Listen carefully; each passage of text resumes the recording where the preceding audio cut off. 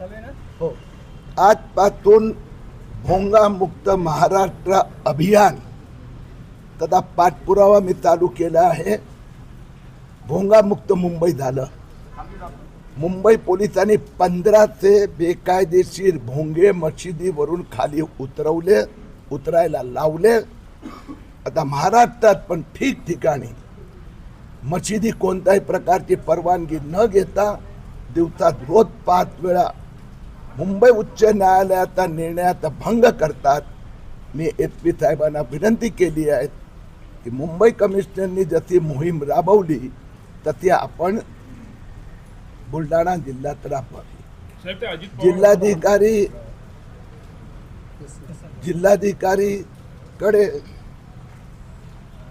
आम्ही जे बांगलादेशी रोहिंग्या घुसखोर अपात्र लोकांनी मोठ्या प्रमाणात 2024 मध्ये खोटे कागदपत्र दाखल करून जे जन्म प्रमाणपत्र मिळवलं, बुलढाणा जिल्ह्यात नायब तहसीलदारनी 300हून अधिक असं बेकायदेशीर आदेश दिले आहेत, जे रद्द करण्याचे मंत्रालयाने निर्देश दिल्यानंतर आजपर्यंत एकही या 1300 लोकांचा प्रमाणपत्र परत घेण्यात आलेलं नाही.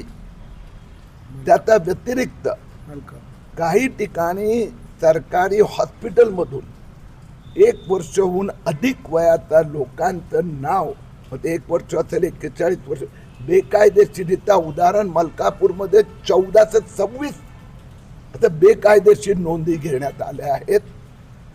जिल्हाधिकाऱ्यांना आम्ही सांगितलं ती फार गंभीर बाब आहे. त्यांनी मान्य केलं आहे की आजपासून ते डे टू डे हे सगळे नावं रद्द करण्याचं काम हातात घेणार.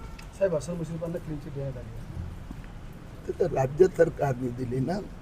वैभव नाईक म्हणतात एकच वैभव नाईक असं म्हणतात की किरीट सोमय्या यांना या बातमीची खबर आहे का?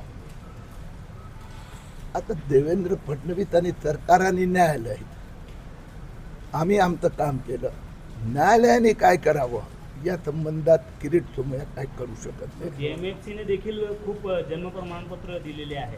दायमा उभे करून अशा प्रकारची नावं म्हणजे नोंदवल्या गेलेली आहे, त्याच्याबद्दल काय? मुद्दा असा आहे की आज SP असो की जिल्हाधिकारी, त्यानंतर रजिस्ट्रार, सगळ्यांची तिथून चर्चा करून दिली.